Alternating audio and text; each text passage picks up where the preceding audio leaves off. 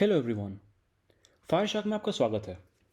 ये है ethical hacking और इस वीडियो में हम जानने वाले हैं नेटवर्किंग के कुछ फंडामेंटल्स जो हमारे लिए इंपॉर्टेंट है, जिनको समझ के हम लोग एथिकल हैकिंग की जर्नी को आगे अच्छे से कर पाएंगे। तो शुरू करने के लिए नेटवर्किंग के लिए हमें दो से ज़्यादा डिवाइसेस की ज़रूरत है जो आपस में जैसे भी जुड़े हों, चाहे वो तार से जुड़े हों, यूएसबी हो, लैन केबल हो, ब्लूटूथ हो, वाईफाई हो, टेलीफोन लाइन हो, रेडियो वेव हो, जो भी हो।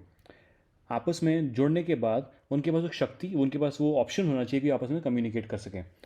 वो कम्युनिकेट करते हैं या नहीं करते हैं वो बेसिस नहीं है।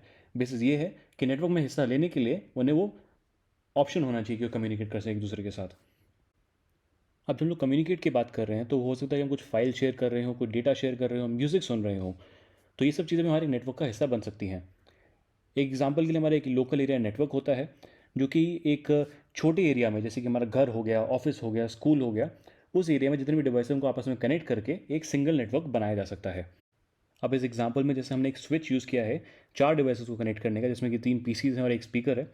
तो हम लोग स्विच भी यूज़ कर सकते हैं, हम लोग राउटर भी यूज़ कर सकते हैं, मॉडेम यूज़ कर सकते हैं, हब यूज़ कर सकते हैं, बहुत सारी डिवाइसेस यूज़ कर सकते हैं ऐसे हम लोग एक नेटवर्क को बनाने के लिए।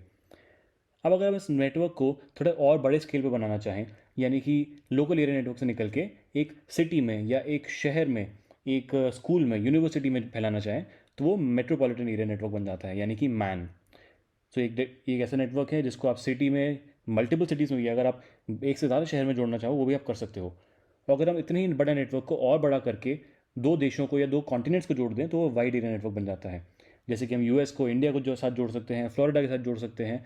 तो ये सब हमारा एक बहुत बड़ा नेटवर्क बन जाता है जिसको हम लोग वाइड एरिया नेटवर्क यानी कि वैन कहते हैं। अब अगर ऐसे बहुत सारे नेटवर्क वाले, जैसे हमारा एक नेटवर्क इंडिया में दिख रहा है इस एग्जांपल में, एक यूएस में दिख रहा है, ऐसे ही दुनिया भर में बहुत सारे नेटवर्क्स हैं, उनको आपस में सबको जोड़ दें तो हमारा एक इंटरकनेक्टेड नेटवर्क बन जाता है, जिसको हम लोग कॉमनली या मोस्ट कॉमनली आजकल इंटरनेट के नाम से जानते हैं। अब इस इंटरनेट पे हम लोग जितने भी नेटवर्क्स हैं आपस में सारे लोग कम्युनिकेट कर सकते हैं, डिवाइस में फाइल शेयर कर सकते हैं, वेबसाइट्स वगैरह सारे इसी बेसिस पे काम करते हैं। इसमें हम लोग वर्ल्ड वाइड वेब को भी मानते हैं। अब अगर हम लोग दोबारा से हमारे नेटवर्क के अंदर आ जाएं, जो हम लोग शुरू में एग्जांपल के लिए लिया था, तो इस नेटवर्क में हमारी जो फाइल शेयरिंग हो रही थी वो कैसे हो रही थी। जब हम एक डिवाइस से दूसरे डिवाइस में फाइल शेयर कर रहे हैं तो क्या वो सिंपली खाली फाइल को एज इट इज़ भेज देता है? नहीं, ऐसा नहीं होता। मशीन्स को ये लैंग्वेज नहीं समझ में आती। मशीन्स को सिर्फ ज़ीरो और वन समझ में आता है। अगर सिग्नल है, यानी कि चाहे वो बिजली का सिग्नल हो, वाईफाई का सिग्नल हो, रेडियो सिग्नल हो, ब्लूटूथ सिग्नल हो, कैसा भी, जो भी मीडियम रहे, अगर सिग्नल आ रहा है तो वो वन कहलाता है, और अगर सिग्नल नहीं आ रहा है तो उसको ज़ीरो माना जाता है। तो मशीन्स को खाली ज़ीरो और वन ही समझ में आता है। तो जब हम लोग फाइल शेयरिंग की बात कर रहे हैं, एक डिवाइस से हम दूसरे डिवाइस में फाइल भेज रहे हैं तो वो ज़ीरो और वन के फॉर्म में ही शेयर हो रहा है। अब जब ये ज़ीरो और वन के फॉर्म में शेयर हो रहा है तो हमको लगता है कि ये तो बहुत सिंपल है, बट ऐसा नहीं है। उन ज़ीरोज़ और वंस को किस टाइप से अरेंज किया जाए कि हम लोग अलग अलग तरीके से अलग सर्विसेज भी यूज़ कर सकें। ज़रूरी थोड़ा ना कि हम हमेशा खाली फाइल ही शेयर कर रहे हैं, हो सकता है हम लोग कॉल कर रहे हो सकता है वीडियो कॉल कर रहे हो। तो अलग अलग तरीके से हम लोग को अलग अलग प्रोटोकॉल सेट करने पड़ते हैं कि इन ज़ीरोज़ और वंस को कैसे अरेंज किया जाए ताकि उनको इंटरप्रेट किया जा सके। तो एक तरीका हमारा ओ मॉडल डिक्टेट करता है। ओ मॉडल यानी कि ओपन सिस्टम इंटरकनेक्शन। ये एक कंसेप्चुअल फ्रेमवर्क है जिसको हम नेटवर्किंग के फंक्शंस के लिए डिस्क्राइब करने के लिए यूज़ करते हैं। इसको 1984 में आईएसओ यानी कि इंटरनेशनल ऑर्गेनाइजेशन की स्टैंडर्डाइजेशन ने डिक्लेयर किया था। इसमें 7 लेयर्स हैं। पहला लेयर यानी कि फिजिकल लेयर, दूसरा लेयर डेटा लिंक लेयर, तीसरा लेयर नेटवर्क लेयर, चौथा layer transport layer, fifth layer जो है हमारा वो सेशन लेयर होता है, सिक्स्थ होता है प्रेजेंटेशन लेयर, और सेवन्थ होता है एप्लीकेशन लेयर। अब जो ओ मॉडल है ये हमारे TCP/IP मॉडल जो है उससे थोड़ा सा अलग है। TCP/IP मॉडल में हमारे 4 लेयर होते हैं और ये ज़्यादा कॉमनली यूज़ है क्योंकि प्रैक्टिकली TCP/IP मॉडल ही हम लोग जगह जगह यूज़ करते हैं, बट ओ समझना ज़्यादा ज़रूरी है। अब TCP/IP में क्या है कि हमारे डेटा लिंक लेयर और फिजिकल लेयर को मिक्स करके एक लेयर बना दी, यानी कि लिंक लेयर। नेटवर्क लेयर हमारा इंटरनेट लेयर के नाम से माना जाता है। Transport layer as it is है।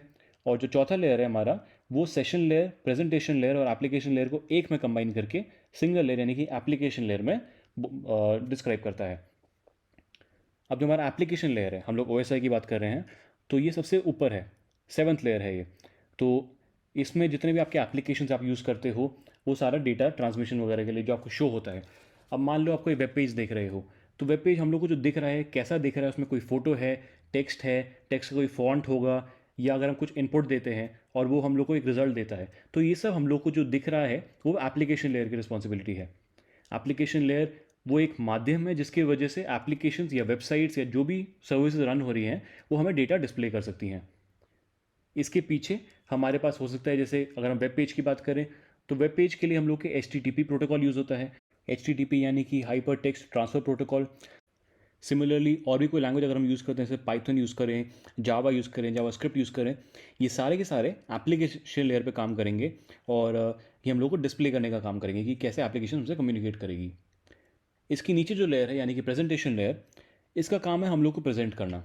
अब यहाँ पे दो चीज़ होती हैं। एक, हमारे डेटा को इनक्रिप्ट और डिक्रिप्ट किया जाता है ताकि रास्ते में जब ये डेटा ट्रांसमिट हो रहा है तो किसी को भी अगर ये डेटा मिलता है वो अंदर की कंटेंट्स को ना देख सके और हम लोग के पास आके वो डिक्रिप्ट हो सके। तो इनक्रिप्शन यहाँ पे हो रही है, डिक्रिप्शन भी प्रेजेंटेशन लेयर पे हो रही है। दूसरा काम जो प्रेजेंटेशन लेयर करता है, जैसे कि मैंने आपको शुरू में बताया, मशीन्स खाली जीरो और वन समझती हैं। तो प्रेजेंटेशन लेयर उस जीरोज एंड वंस को ट्रांसलेट करता है हमारे लिए, इनकोड करके, जैसे वो इनकोडिंग स्कीम चाहे वो यूनिकोड हो, ASCII हो, कोई भी इनकोडिंग स्कीम हो, उसका यूज़ करके हम लोग को टेक्स्ट जो हम लोग समझ सकें उसमें डिस्प्ले किया जाता है। इनफैक्ट मशीन्स के लिए वो खाली जीरोज एंड वन ही हैं जिनको पर्टिकुलर कोड्स में अरेंज किया गया है। इसके नीचे आता है हमारा सेशन लेयर। अब सेशन लेयर क्या करता है, वो मेंटेन करता है, एस्टैब्लिश करता है, ऑथेंटिकेट करता है हमारे सेशंस के लिए। अब जब हम कहीं लॉग इन करते हैं तो यूज़र नेम और पासवर्ड शेयर करना पड़ता है वेबसाइट के साथ, जो कि ऑथेंटिकेशन काम करेगा। तो वो